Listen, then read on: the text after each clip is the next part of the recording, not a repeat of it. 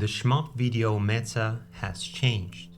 First, we had super plays, the best of the best exhibiting their skills. Then, we had 1cc commentaries. Didn't matter if you used 50 bombs or ignored scoring altogether. If it was a 1cc, you showed that off. Then we got into failed run commentaries. And now finally, I'm taking it to the logical conclusion and doing a commentary of a failed run of a single level, which I can't beat even from a save state, which is kind of impressive in its own way, I guess. But I wanted to talk about it because I've put in a lot of time into it. I put in more time into just doing this level and the bosses than some other shmups combined, I think. Because I think it took me like Espeluda 2 and Batrider Advanced are usually considered to be kind of difficult clears. And I think each of them took me around 15 hours or something. But I know that I've put more time into just this level and these bosses than those two combined. So yeah, I've been working on it and I have some thoughts and feelings, and I wanted to kind of encapsulate my journey so far with this video. And I think it'll be interesting both to people who are maybe considering going for Daioujou Loop 2 and are thinking about how difficult is it actually to do the finale and stuff, but also to people who definitely don't want to go into loop stuff but are curious about how much effort does it actually take, and the process that goes into it and routing and everything. Because the way that I think about Daioujou Loop 2 and this stage is that it's like a machine that is constantly on the verge of going absolutely haywire, and you need to tend to it. Every single second you need to be putting in the right inputs, pushing the right buttons and pulling on the right levers, so that the kind of the energy that is contained in the machine doesn't just explode out of it. Now, when you mistime something or press the wrong button, then a crack appears in that machine, and then the kind of uncontrollable force starts to leak out. And when that starts to happen, you still have the opportunity to kind of fix that crack. But you need to be quick about it, because if you let the kind of crack open more and more, then it becomes impossible to control the force that's contained within. So it's tending to this chaotic machine that is about to break down at all times. And the way that you can control it is that you route it out. You really need to route out this level, and then you need to execute. And there is, as I said, there is a kind of a leeway in that you can make small mistakes and then you need to adjust accordingly, and you can still save the run. But there's not that much leeway, so it's pretty strict in how it wants you to play it. And of course, because at the end of the stage you have the true last bosses, and those require a lot of resources. And what that means is that you're not allowed to really fail that much during the level, or in the I guess 9 levels preceding 2-5 if you're playing from 1-1. So the way that I set up my save state is that realistically I'll die at least one time before reaching 2-5, even if I'm starting from just loop 2 or something. But that's just something that I need to kind of I can't go really below that, because otherwise it becomes too difficult or too kind of unpredictable with the final bosses. So I'm expected to die probably at the 2-4 rails, and then I'll need to use some bombs at the 2-4 boss because it's so difficult. So my save state begins with me having lost 1 life and used up my 2 bombs. So I'm starting the stage with no bombs and 5 extends, I believe. But the interesting thing about bombs is that they're not super useful in the level, because there's not really one particular point where you can, you know, do a plant bomb or something. It's just the whole level is really difficult. So you can't really kind of rely on bombs that much. You can panic bomb, but again, there's very few resources that you can use. And the important thing is also that, you know, bombing breaks your chain. And you might ask me, like, chaining? Why are you chaining and thinking about scoring if you're not even able to survive this stage? And that's because, you know, I don't really care about the score, like the numerical score, but when you know that you can chain, and it's surprisingly not that difficult to chain the stage when you route it out, because the survival routing is also the scoring routing. It feels kind of bad if you don't chain, and also because the better you chain, the more hypers you get, and you need hypers for the stage. I think I have like something like 4 or 5 planned hypers in the stage, and you know, that's why I want to have those regular drops. And the way to ensure that is to chain whenever I can. So that's the kind of context for the stage. And now let's get into the actual commentary. So are you ready? I don't know if I'm ready, but here we go. So the opening section is surprisingly a very difficult one. There's something about these blue patterns where it's like really difficult to dodge. Here I use my hyper to cancel this pattern, and then use my rapid shot to get rid of the popcorn, and then use laser on the big enemies, and looking for the wider gap between the blue bullets, because some of the gaps are wider, some of them are smaller, so looking for those wider gaps. And this is something I actually kind of messed this up a little bit. You can do it where you don't need to do a lot of micro dodging with these ships. And here there's a trick where you don't destroy the last tank on the right to avoid this popcorn rush. But you know, I'm practicing that if I mess it up and trigger the rush, I'm still able to do it. And also, if I do it, it helps me build my chain.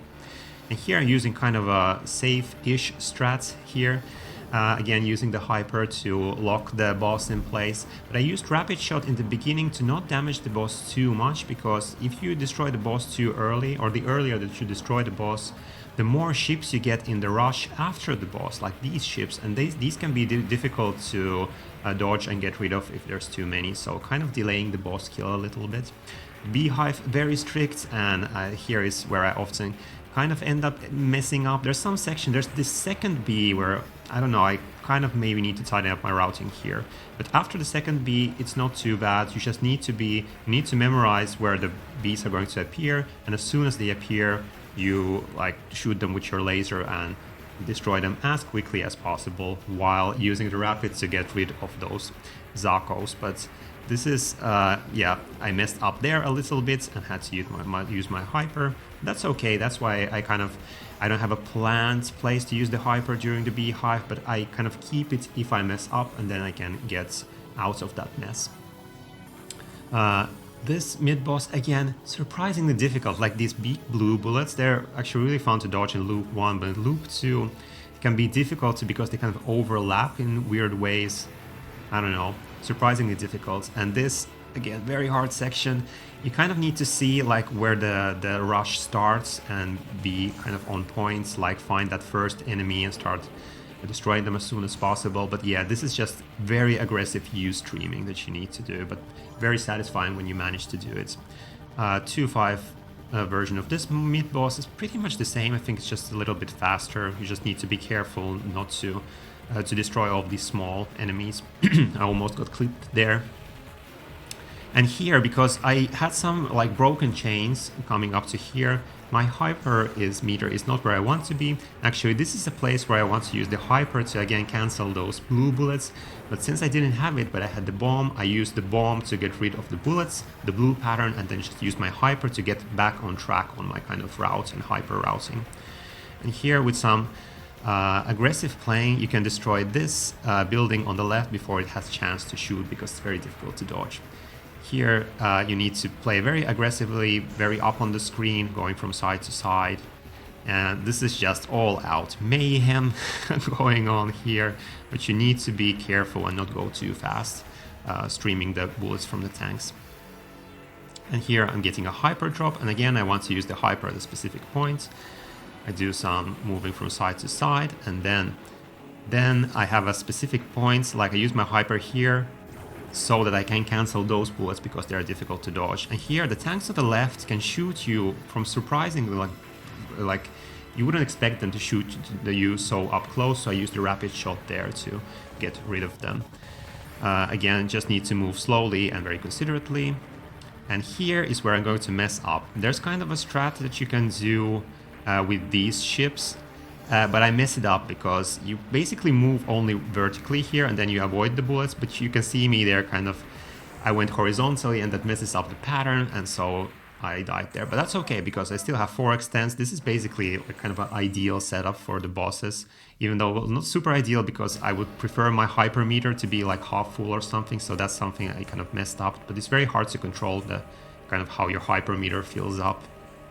So managed to dodge the first pattern, which is very difficult, and then here you just use 2 bombs to skip this pattern very safely. And here, if you watched my Hibachi explanation video, I said to go to the left, but it's not always to the left. You kind of need to, here it's more going to the center and to the side, so you kind of need to adapt on the spot. Here it's just something that you need to practice. There's no other way around it. You just need to fail 100 times before you get it. Here just doing a little bit of tapping. And basically I'm in a pretty good position. Again, my hypermeter is not where I want to be. That's okay. And here I dodge for a little while, then I bomb to damage the bee and to skip this pattern, and so that I can get the hyper I hyper cancel these bullets. And here is where I destroy the run. I start too much to the side, and again I start to fix my position while the pattern is already shooting out. And that means that I die, and then this is all messed up because I want to enter Hibachi with a hyper, which I don't have right now. But it's interesting because we're going to see kind of my attempt to salvage a Hibachi fight without having the proper setup. So I just kind of went through the first section with bombing and a death, and now here I'm back on track. I'm using my hyper here, as you do in the hyper strats, but now, because I didn't get that initial damage in, I need to dodge this. So it's 1, 2, 3, 4, 5, 6, 7, 8, 9, 10, 11, and I die. That's very nerve-wracking. Again, surprisingly difficult pattern. Everything about this stage and bosses is difficult, so I almost managed to get to the washing machine, but yeah, now this is not looking so good because I have only 1 extend, so if I get really lucky dodges, I might able like squeeze through, but yeah, I died there, so that wasn't too good. So I'll just try to do whatever I can here, so using that hyper, and I'll try to dodge, and I think I do a pretty good washing machine dodge here. Like, look at this. Look at this, it's beautiful, and it lasts for a long time, but it's not enough to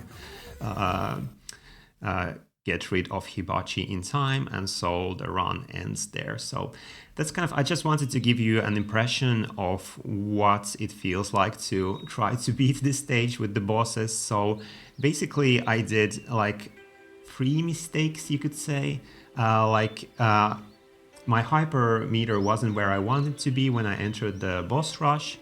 That's kind of difficult to control. That's something that I kind of need to figure out more properly.